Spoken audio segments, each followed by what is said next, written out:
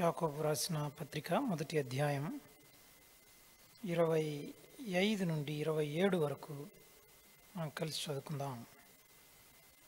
ఎపిసిల్ of James chapter 1 from words 25 to 27 we shall read all together. యాకోబు రాసిన పత్రిక మొదటి అధ్యాయం 25 నుండి 27 వరకు మనం అందరం కలిసి చదువుకుందాం.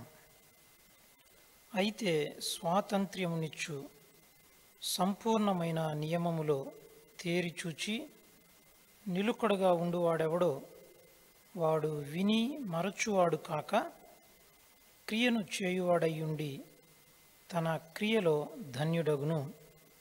ఎవడైనను నోటికి కళ్ళెము పెట్టుకొనక తన హృదయమును మోసపరుచుకొనుచు భక్తి గలవాడనని అనుకుని ఎడల వాని భక్తి వ్యర్థమే. తండ్రి అయిన దేవుని ఎదుట పవిత్రమును నిష్కలంకమునైన భక్తి ఏదనగా దిక్కులేని పిల్లలను విధవరాండ్రను వారి ఇబ్బందిలో పరామర్శించుటయు లోక మాలిన్యము తనకంటకుండా తన్ను తాను కాపాడుకునుటయునే. ప్రార్థన చేసుకుందాం.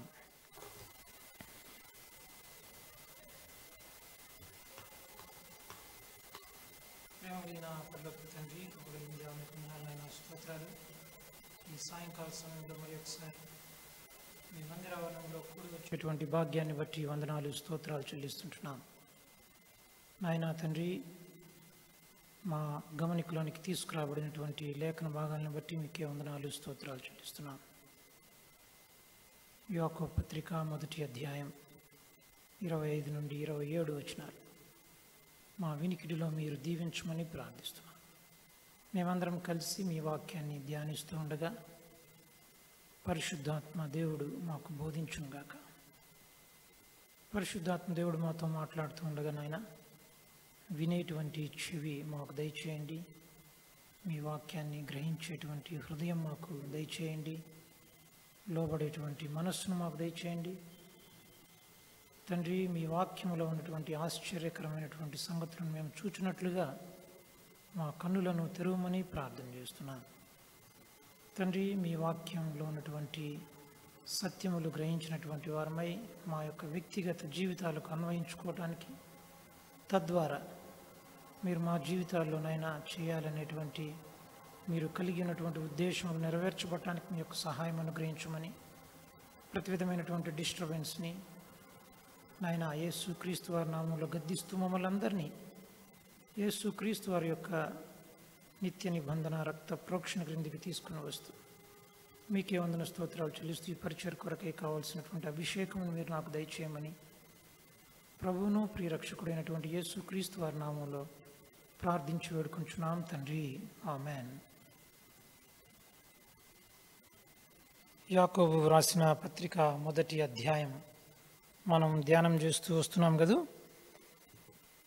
గడిచిన వారం మనం 24వ వచనం వరకు చూసాం.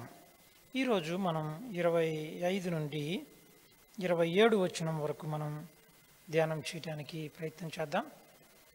పరిశుద్ధాత్మ దేవుడు మనతో మాట్లాడుతూ ఉండగా ఈ వాక్యాన్ని మనం గ్రహించినటువంటి వారమై దేవుడి యొక్క స్వరం మనకు వినపడుతూ ఉండగా మన వ్యక్తిగత జీవితాలకు వాటిని అన్వయించుకొని మనం ప్రతిస్పందించినట్లుగా పరిశుద్ధాత్మ దేవుని యొక్క సహాయం మనం కోరుకుందాం. 22, 23, 24 వచనాల్లో మనం చూసినప్పుడు కేవలం మనం వాక్యాన్ని వినువారు మాత్రమై ఉండి అంతటితో ఆగిపోకుండా ఆ వినినటువంటి వాక్యం ప్రకారం మనం చెయ్యాలి, చేసేవారుగా ఉండాలి. ఒకవేళ అలా కాకపోతే మనల్ని మనం మోసపరుచుకునేటువంటి ప్రమాదం ఉంది అని మనం చూసాం. తర్వాత ఇక్కడ 25వ వచనంలో వ్రాయబడుతూ ఉంది, అయితే స్వాతంత్ర్యము నిచ్చు సంపూర్ణమైన నియమములో తేరిచూచి నిలుకడగా ఉండువాడెవడో వాడు విని మరచువాడు కాక క్రియను చేయువాడయుండి తన క్రియలో ధన్యుడగును అని వ్రాయబడింది. ఇక్కడ మనం చూసినట్లయితే వాక్యం, దేవుని యొక్క వాక్యం ఒక అద్దముతో పోల్చబడుతూ ఉంది. దేవుని యొక్క వాక్యం అద్దంతో పోల్చబడుతూ ఉంది. అంతేకాకుండా ఇక్కడ మనము స్వాతంత్ర్యమునిచ్చు సంపూర్ణమైన నియమములో మనము తేరి చూచినప్పుడు మనము విని మరిచిపోయే వారంగా ఉండము అని వ్రాయబడుతుంది. పైన ఉన్నటువంటి వచనాల్లో వాక్యాన్ని ఎవరైతే ఎంతమంది అయితే వింటూ ఉన్నారో వారు రెండు రకాలుగా వారి రెండు గుంపులుగా మనం చూస్తూ వచ్చాం. ఒక గుంపు, ఈ రెండు గుంపులు వారు దేవుని వాక్యాన్ని వింటూ ఉన్నారు. అయితే వినిన తర్వాత ఒక గుంపుకు చెందినటువంటి వారు ఆ వాక్యం ప్రకారం చేసేవారుగా, వాక్యం ప్రకారం ప్రవర్తించేవారుగా ఉన్నారు. రెండవ గుంపు వారు వాక్యాన్ని విన్నారు, కానీ వాక్యం ప్రకారం వారు ప్రవర్తించని వారుగా ఉంటున్నారు. ఈ వాక్యం ప్రకారం ఎవరైతే విని ప్రవర్తించారో, వాక్యాన్ని విని వాక్యం ప్రకారం ప్రవర్తించారో వారు బుద్ధిమంతులుగా పోల్చబడినట్టుగా, వారికి పరీక్ష వచ్చినప్పుడు ఆ పరీక్షలో వారు నిలిచేవారుగా, వారి యొక్క పునాది బలమైనదిగా మనం చూస్తూ వచ్చాం.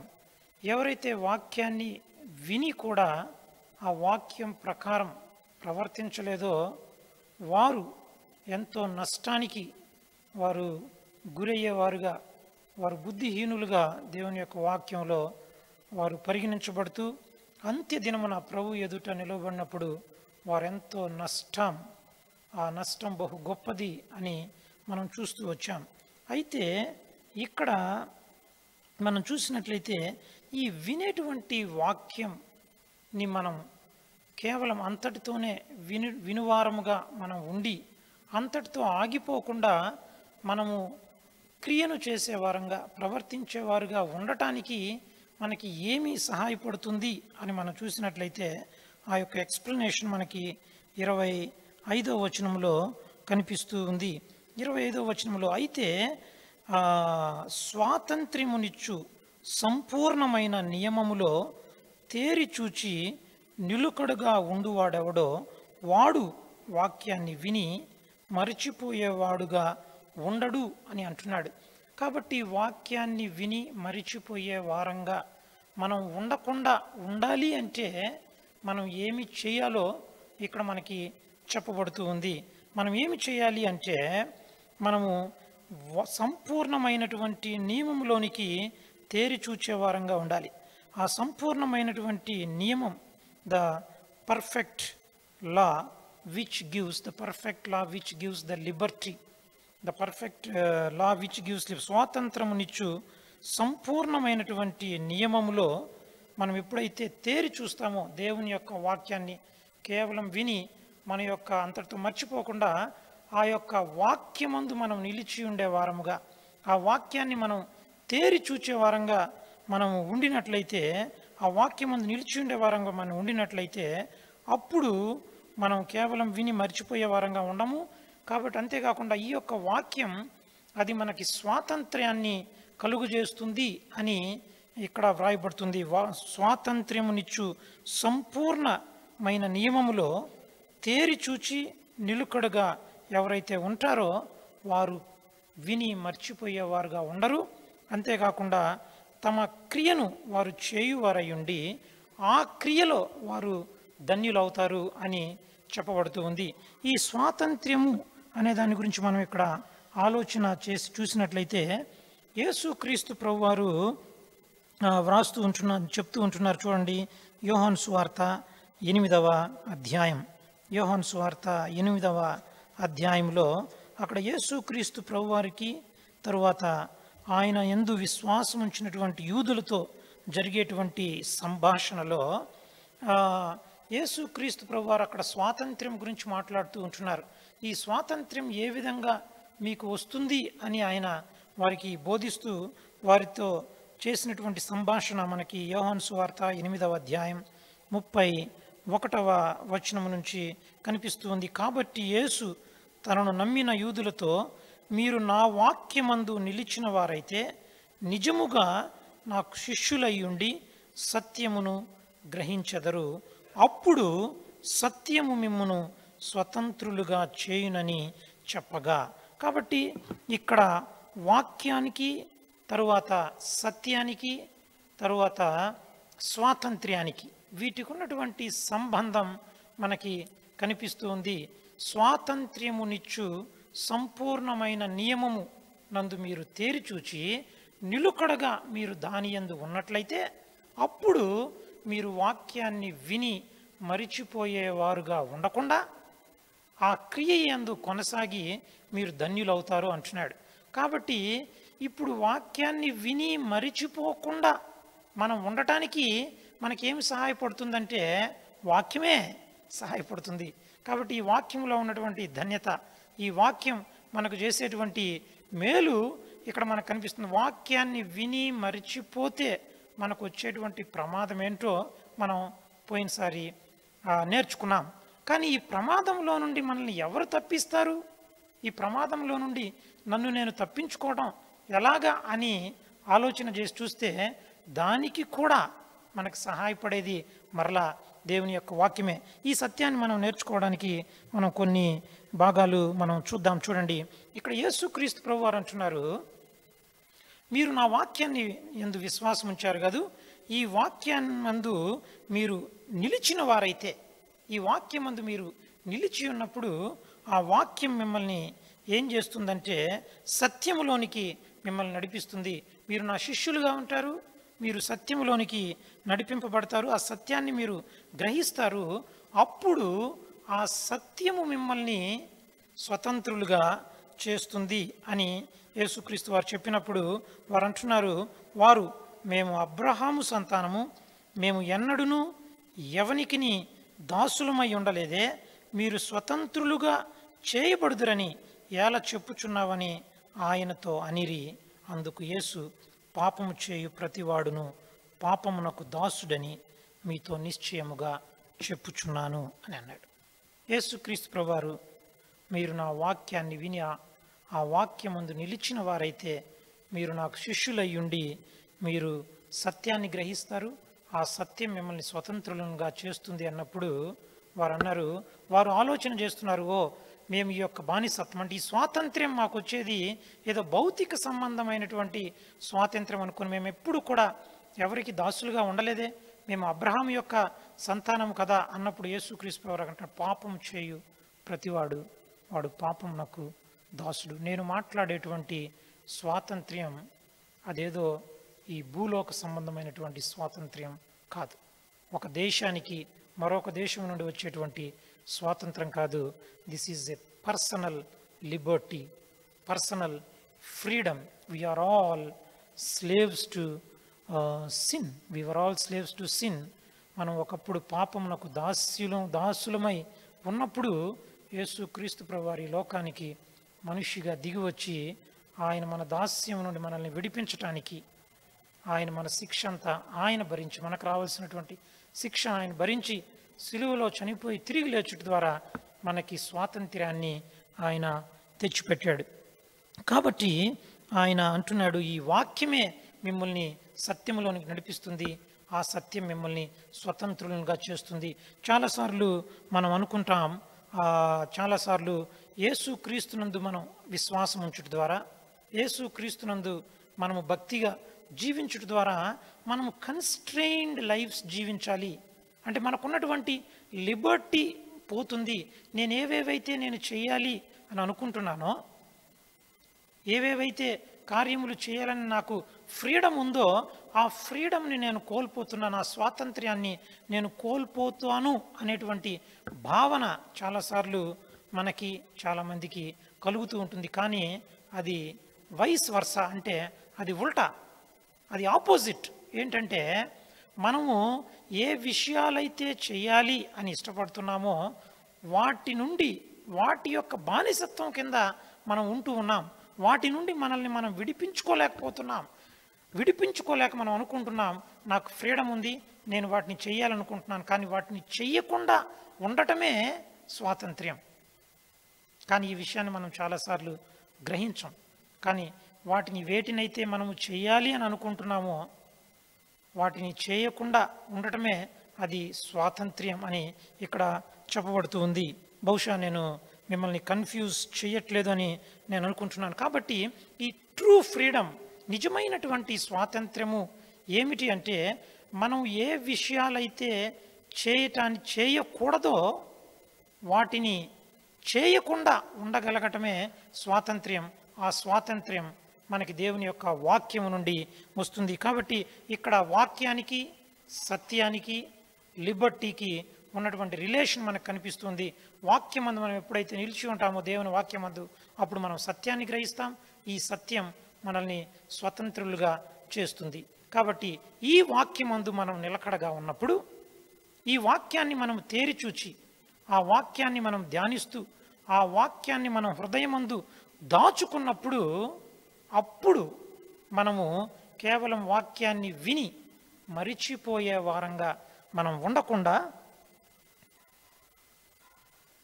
మనము ఆ వాక్య ప్రకారం ప్రవర్తించి ఆ క్రియ యందు కొనసాగి ధన్యులు అయ్యేటువంటి అవకాశం ఉంటుంది. అందుకే అపోస్తులైనటువంటి పౌలు గారు కూడా గలతీయులకు పత్రిక వ్రాస్తూ చూడండి, ఒక మాట వ్రాస్తాడు.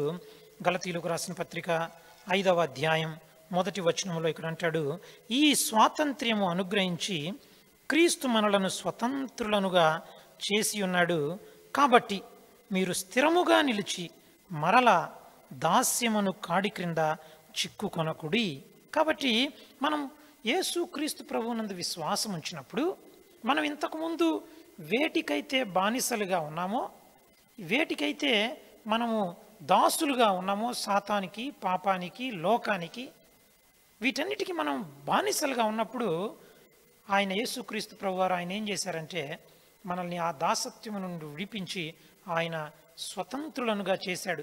స్వతంత్రులుగా చేయబడినటువంటి మనం ఇప్పుడు ఏం చేయాలంటే, మరలా ఆ దాస్యమును కాడి క్రింద మనల్ని చిక్కుకొనకుండా ఉండాలి అంటే, మనము యేసుక్రీస్తునందు స్థిరముగా నిలిచిన వారుగా ఉండాలని గలతీయులకు రాసినటువంటి పత్రికలో పౌలు గారు విశ్వాసులను ఉద్దేశించి మాట్లాడుతూ ఉన్నాడు. కాబట్టి ఈ యొక్క 25వ వచనంలో నుంచి మనం నేర్చుకునేటువంటి సత్యము ఏమిటి అంటే, దేవుని యొక్క వాక్యాన్ని విని, ఆ వాక్యాన్ని మన హృదయమందు మనం దాచుకుని, ఆ వాక్యాన్ని సంపూర్ణమైనటువంటి స్వాతంత్ర్యం ఇచ్చేటువంటి ఆ వాక్యాన్ని మన హృదయంలో దాచుకుని, ఆ వాక్యం మనం తేరిచూచి దాన్ని స్థిరముగా ఉన్నప్పుడు ఆ వాక్యం మనల్ని స్వతంత్రులుగా చేస్తుంది. అంతేకాకుండా తిరిగి మనము ఆ దాస్యం అనేటువంటి కాడి కింద చిక్కుకొనకుండా మనకు సహాయపడుతుంది. తద్వారా వాక్య ప్రకారం మనము ప్రవర్తించి ధన్యులు అవుతాం అని దేవుని యొక్క వాక్యం మనకి బోధిస్తుంది. తర్వాత మనం ముందుకు వెళ్ళినట్లయితే 26, 27 వచనాల్లో, ఎవడైనను నోటికి కళ్ళెము పెట్టుకొనక తన హృదయమును మోసపరుచుకొనుచు భక్తి గలవాడనని అనుకున్న ఎడల వాని భక్తి వ్యర్థమే అని వ్రాయబడింది. కాబట్టి ఇక్కడ యాకోబు భక్తుడు వ్రాస్తూ అంటున్నాడు, ఎవడైనను తన నోటికి కళ్ళెం పెట్టుకొనక తన హృదయాన్ని మోసపరచుకొనుచు భక్తి గలవాడనని అనుకున్న ఎడల వాని భక్తి వ్యర్థమే అని చెప్పబడతాడు. ఇక్కడ ఒక మాట మనం గమనించాలి, తన హృదయమును మోసపరచుకొనుచు. ఈ కేవలం ఈ ఒక్క అధ్యాయంలోనే ఈ మోసపరుచుకొనుట అనేటువంటి మాట మనకి 3 సార్లు కనిపిస్తూ ఉంది. చూడండి, ఆ 16వ వచనంలో, నా ప్రియ సహోదరులారా మోసపోకుడి. తరువాత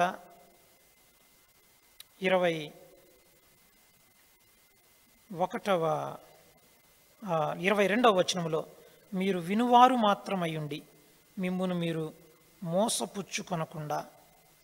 తరువాత 26వ వచనంలో, తన హృదయమును మోసపరుచుకొనొచ్చు. సో ఎందుకు యాకోబు భక్తుడు ఇన్నిసార్లు ఈ మోసపరుచుకొనుట అనేటువంటి మాట గురించి ఎందుకు ఇన్నిసార్లు వ్రాస్తూ ఉన్నాడు అనేటువంటిది మనం ఆలోచన చేసి చూస్తే, there is a severe danger of being deceived. మనం మోసపోయేటువంటి ప్రమాదం చాలా ఎక్కువ ఉంది. అందుకే ఈ ఒక్క అధ్యాయంలోనే మనకి 3 సార్లు నా ప్రియ సహోదరులారా మీరు మోసపోకుడి అంటున్నాడు 16వ వచనంలో. 26వ వచనంలో మీరు వినువారు మాత్రమై ఉండి మిమ్మల్ని మోసపుచ్చుకుంటారేమో జాగ్రత్త అంటున్నాడు. ఎవడైనాను తన నోటికి కళ్ళం పెట్టుకొనకుండా తన హృదయాన్ని మోసపరుచుకుంటూ నేను భక్తిగా ఉన్నాను అని అనుకుని మోసపుచ్చుకునేటువంటి ప్రమాదం ఉంది. కాబట్టి మనం దేవుని యొక్క వాక్యంలో కనుక మనం చూస్తే సువార్తల్లోనూ పత్రికల్లోనూ ప్రకటన, మత్తయి సువార్త నుండి ప్రకటన గ్రంథం వరకు ఈ యొక్క సత్యం అనేక సార్లు ఇది రిపీట్ చేయబడింది. మిమ్మల్ని మీరు మోసపుచ్చుకొనకుండా చూచుకోండి. మత్తయి సువార్తలో యేసుక్రీస్తు వారితో ప్రారంభించి ప్రకటన గ్రంథంలో యోహాను భక్తుడి వరకు ప్రతి పుస్తకంలో కూడా మనల్ని మనం మోసపరుచుకునేటువంటి ప్రమాదం ఉంది అని మనకి చెప్పబడుతూ ఉంది. యేసుక్రీస్తు ప్రభువారు మత్తయి సువార్త 24వ అధ్యాయంలో తన యొక్క రాకడ గురించి శిష్యులు అడిగినప్పుడు వారితో జవాబిస్తూ తిరిగి ఒక్క 24వ అధ్యాయంలోనే 4 సార్లు యేసుక్రీస్తు ప్రభువారు మోసపోకుడి, జాగ్రత్తగా ఉండండి, మోసపోకుడి, జాగ్రత్తగా ఉండండి అని చెప్తూ ఉంటాడు. తరువాత అపోస్తులైనటువంటి పౌలు ఆయా సంఘాలకి ఉత్తరాలు వ్రాస్తూ ఆయన తిరిగి వ్రాస్తూ ఉన్నాడు. ఏంటంటే మీరు మోసపోతారేమో జాగ్రత్త. ఎందుకు ఈ మోసం? దేని గురించి మనం మోసపోవాలి అని అంటే always there is a counter feet Christianity. మనకి ఎప్పుడు కూడా నకిలీ క్రైస్తవ్యం అనేటువంటిది ఒకటి ఎప్పుడు కూడా మనకి ఒక నిజమైనటువంటి క్రైస్తవ్యంతో పాటు దాని ప్రక్కనే నకిలీ క్రైస్తవ్యం అనేది ఎప్పుడు ఉంటూనే ఉంటుంది. కాబట్టి నకిలీ క్రైస్తవ్యంలో ఉన్నటువంటి కొంతమంది వారు ఏమనుకుంటూ ఉంటారంటే నేను కూడా క్రైస్తవుడిని, నేను కూడా క్రీస్తు శిష్యుణ్ణి, నేను కూడా క్రీస్తుని వెంబడిస్తున్నాను అని తమ్మును తాము భ్రమపరచుకునేటువంటి ప్రమాదం ఉంది. ఆ విధంగా వారు తాము భ్రమపరుచుకొని నేను క్రీస్తు బిడ్డని, పోయిన వారం మనం చూసాం కదా, క్రీస్తుతో సంబంధం లేకుండా నేను క్రీస్తుతో సంబంధం కలిగి ఉన్నాను, రక్షించబడకుండా నేను రక్షించబడ్డాను అనుకునేటువంటి వారు పొందేటువంటి మోసం, that is the greatest of all deceptions. అన్ని మోసాల కంటే అది ఫైనల్గా చివరిగా ప్రభు దగ్గర నిలబడినప్పుడు ఆ దినమున అనేకులు నా ఎదుట నిలిచినప్పుడు మీరెవరో నేను ఎరుగునని ప్రభు చెప్తున్నాడు. కాబట్టి ద కౌంటర్ ఫీట్ క్రిస్టియానిటీలో మనం ఉండకుండా మనం రక్షించబడాలి, నిజమైనటువంటి క్రైస్తవంలోనికి మనం రావాలి అనేటువంటి ఆ భారం యేసుక్రీస్తు ప్రభువారు కలిగి ఉన్నట్టుగా తన శిష్యుల్ని తిరిగి ఆయన వార్న్ చేసినట్టుగా మనకి కనిపిస్తుంది. అంతేకాకుండా అపోస్తులందరూ కూడా ఆ దినాల్లో ఉన్నటువంటి విశ్వాసుల్ని వారు హెచ్చరించినట్లుగా బైబిల్లో మనకు కనిపిస్తుంది. కాబట్టి ఈ దినాల్లో జీవించేటువంటి మనకు కూడా పరిశుద్ధాత్మ దేవుడు బోధించేటువంటి విషయం మనం మోసపడకుండా మనం మోసపోకుండా జాగ్రత్తగా చూసుకోవాలి. అంతేకాకుండా మనల్ని మనం మోసపరచుకోకుండా మనం భ్రమలో ఉండకూడదు. మరి ఈ భ్రమలో ఉండకుండా మనల్ని తప్పించడానికి మార్గం ఏంటి అంటే again the solution to every problem is the word of God. దేవుని యొక్క వాక్యమే మనల్ని చూపిస్తుంది. ఇక్కడ ఒక వ్యక్తి అనుకుంటున్నాడు నేను చాలా భక్తి కలిగినటువంటి వాడిని అని అనుకుంటున్నాడు. కానీ ఆ వ్యక్తికి తన నోరుని ఏ విధంగా కంట్రోల్ చేసుకోవాలో తెలియదు. భక్తి కలిగినటువంటి వ్యక్తి తన నోటికి కంట్రోల్ చేసుకోవడం, if he doesn't know how to control his tongue, his devotion, his religion is waste. ఆయన యొక్క భక్తి అది వెయిన్ అంటున్నాడు. కాబట్టి ఇంకా మనం ముందు చూసినట్లు కూడా మన యొక్క మాటల విషయాల్లో, మన యొక్క నోటి విషయంలో, మన పెదవులను కాచుకునే విషయాల్లో బైబిల్లో ఎన్నో వార్నింగ్స్ మనం చూస్తాం. అదేవిధంగా మనం మాట్లాడుటకు నిదానించువారుగా మీరు ఉండాలి అన్నప్పుడు మనం అనేకమైనటువంటి రిఫరెన్సెస్ బైబిల్లో ఎన్ని వార్నింగ్స్ మనకి ఇవ్వబడ్డాయో మనం చూసాం. కాబట్టి మన టంగ్ని మనం కంట్రోల్ చేసుకునేవారుగా ఉండాలి. తిరిగి బైబిల్లో ఒక్క మాట మనకి చెప్పబడుతూ ఉంది అంటే అక్కడ మనం తప్పిపోయేటువంటి ప్రమాదం ఎక్కువగా ఉంది. కాబట్టి ఆ విషయంలో మనల్ని మనం జాగ్రత్తగా కాపాడుకునేవారుగా మనం ఉండాలి. కాబట్టి ఈ విధంగా మన యొక్క మనకి ఎంత భక్తి కలిగిన వారంగా ఉన్నాం అనేటువంటి దానికి టెస్ట్ చేసుకోవడానికి ఒక చెక్ లాంటిది ఇది. Do I know to control my tongue? If I don't know how to control my tongue then I am in a danger. So ఏ విధంగా ఈ యొక్క టంగ్ని నేను కంట్రోల్ చేసుకోవాలంటే again the solution is the word of God. పోయిన వారం మనం చూసాం, how to control my temperaments. మన యొక్క కోపపడేటువంటి విషయంలో, వినేటువంటి విషయంలో, మాట్లాడేటువంటి విషయంలో, మనం ఇతరులు కొన్ని మాటలు విన్నప్పుడు ఇతరులతో మనం వ్యవహరించేటువంటి విషయంలో, మన బాడీ లాంగ్వేజ్లో, వీటన్నిటిలో కూడా మన వ్యవహారంలో మనకు సహాయపడేది దేవుని యొక్క వాక్యం మరియు పరిశుద్ధాత్మ దేవుడు. ఎప్పుడైతే పరిశుద్ధాత్మ దేవుడు మనలో నివాసం ఉంటూ పరిశుద్ధాత్మ దేవుడు తన వాక్యం ద్వారా మనతో మాట్లాడుతూ ఉన్నప్పుడు మనల్ని మనం పరిశుద్ధాత్మ దేవునికి లోపరుచుకున్నట్టు ద్వారా మన యొక్క టెంపర్మెంట్స్, మన టంగ్ కంట్రోల్లోనికి రావాలి. అంటే పరిశుద్ధాత్మ దేవుని మాట మనం వినేవారుగా ఉండాలి.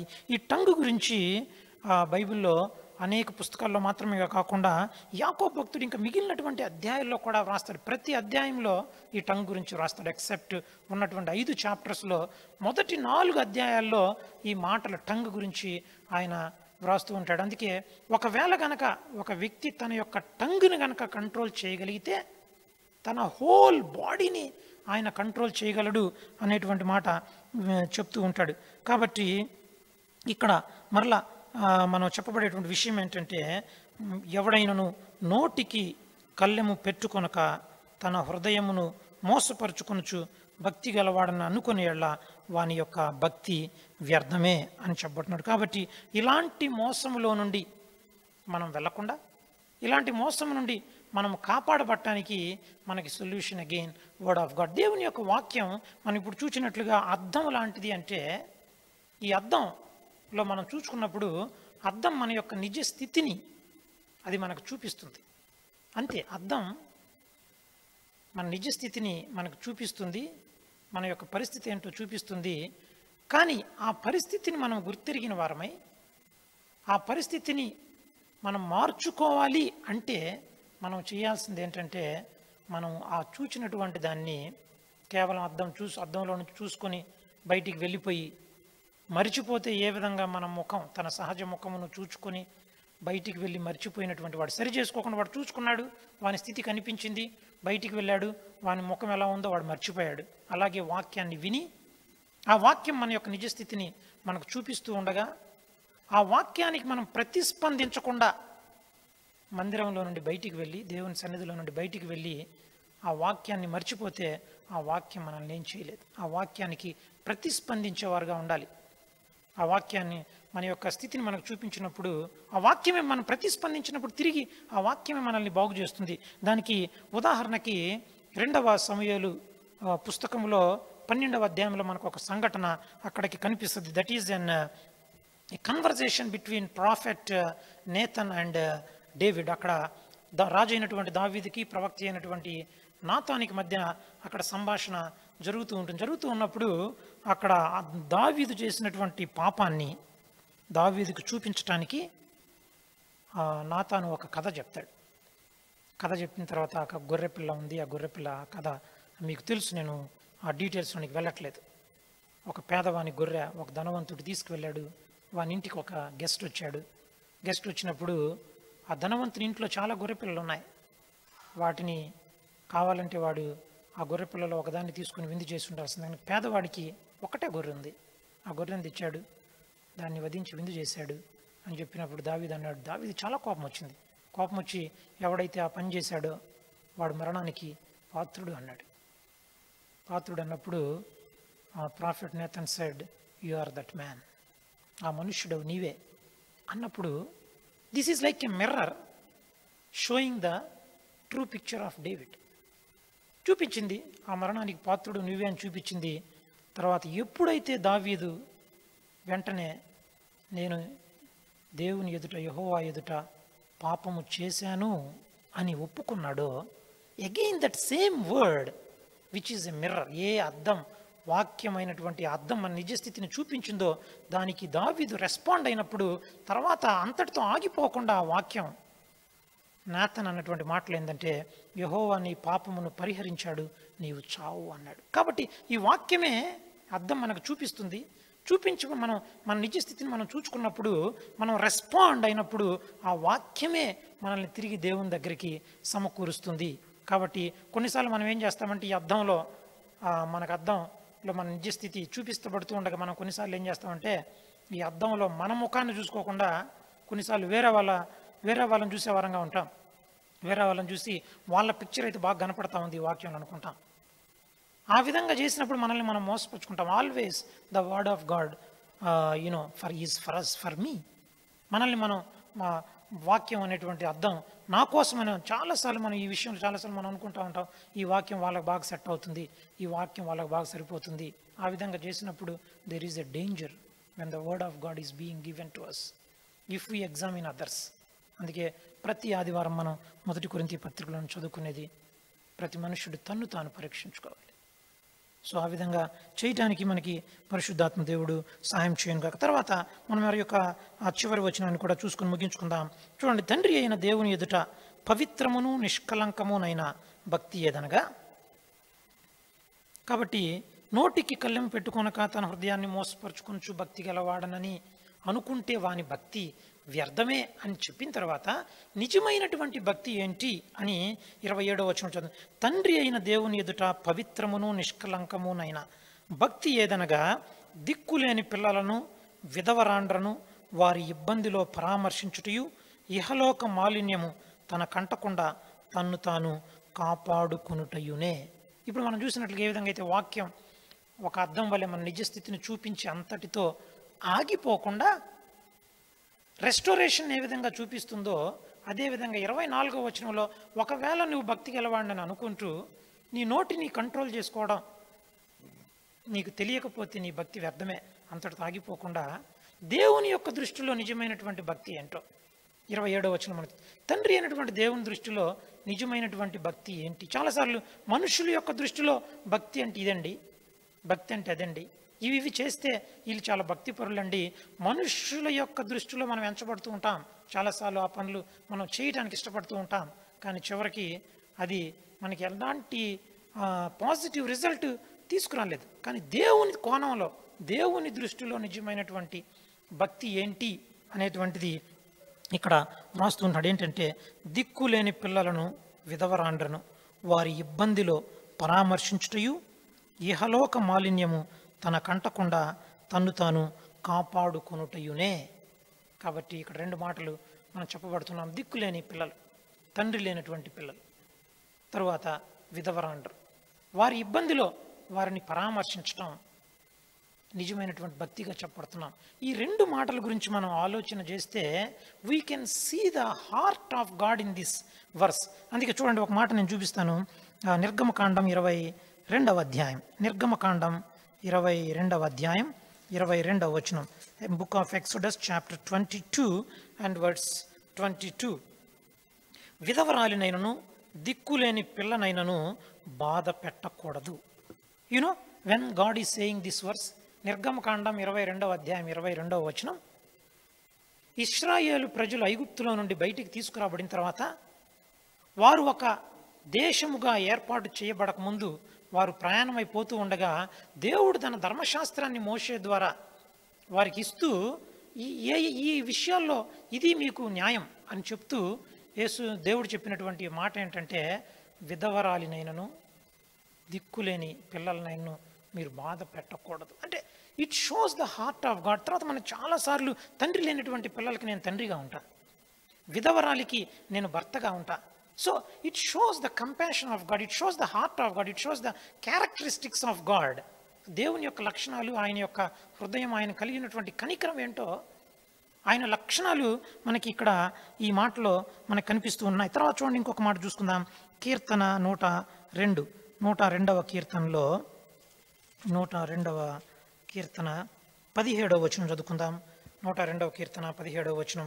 ఆయన దిక్కులేని దరిద్రుల ప్రార్థన నిరాకరింపక వారి ప్రార్థన వైపు తిరిగి ఉన్నాడు. కాబట్టి దేవుడు ఆయన యొక్క గుణగణాలు, ఆయన యొక్క స్వభావం, తర్వాత పేద ప్రజలు, దిక్కులేనటువంటి వారు, విధవరారి పట్ల ఆయన చూపించేటువంటి కనికరం ఏంటో ఈ వచనాల్లో కనిపిస్తుంది. వారు ప్రార్థన చేసినప్పుడు వారి ప్రార్థన నేను నిశ్చయంగా వింటా, వారి ప్రార్థన నేను తృణీకరింపను అని అంటున్నాడు. కాబట్టి దేవుని పిల్లలుగా దేవుని యొక్క స్వభావములోనికి మనం రావాలి అనేది దేవుని యొక్క ఉద్దేశం. దేవుని యొక్క God is revealing his heart, his characteristics to us by showing what is the true religion, what is the true devotion to God. కాబట్టి దిక్కులేని పిల్లల్ని, విధవరాండ్రను, వారిని మనం వారి ఇబ్బందులు పరామర్శించే వారంగా మన కెపాసిటీలో మనం వారికి ఏ రీతిలో మనం వారిని పరామర్శించగలము, వారికి ఏ విధంగా మనం సహాయం చేయగలము, మన పర్సనల్ కెపాసిటీలో, మన ఫ్యామిలీ కెపాసిటీలో వారికి కేవలం, అందుకే మరొక చోట వ్రాయి ఉంటుంది, మీరు కేవలం మాటతో మాత్రమే ప్రేమించేవారుగా ఉండకుండా మీ క్రియలో ప్రేమించేవారుగా ఉండాలి. సో ఈ ఫస్ట్ చాప్టర్లో మనం చూస్తే కేవలం our faith should not be limited to merely to the words, మాటలతోనే కాదు, వారికి సహాయపడి ఉండాలి.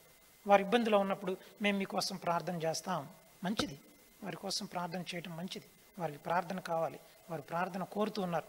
కేవలం మనం ప్రార్థనతో ఆగిపోయే వారంగా ఉండాలి. దేవుడు మనకిచ్చినటువంటి సమృద్ధిలో నుండి వారికి మనం సహాయపడేవారుగా, ప్రాక్టికల్ క్రిస్టియానిటీ, వారికి సహాయపడే వారంగా ఉండాలి. God is going to take account of each and every small help that we do to this fatherless children and the widows. అలాంటి వారిగా మనం ఉండాలని దేవుని దృష్టిలో అది నిజమైనటువంటి భక్తిగా ఉండాలని చెప్తున్నాడు. తర్వాత ఇంకొక మాట చెప్తున్నాడు లాస్ట్లో, ఇహలోక మాలిన్యము తనకంటకుండా, ఈ లోక మాలిన్యం తనకంటకుండా కాపాడుకొనుటయే నిజమైనటువంటి భక్తి అని చెప్పబడుతున్నాం. తర్వాత మనకి అనేకమైనటువంటి వచనాలు మనకి యోహాను రాసినటువంటి మొదటి పత్రికలోను ఆయా పత్రికల్లో మనకు కనిపిస్తాయి.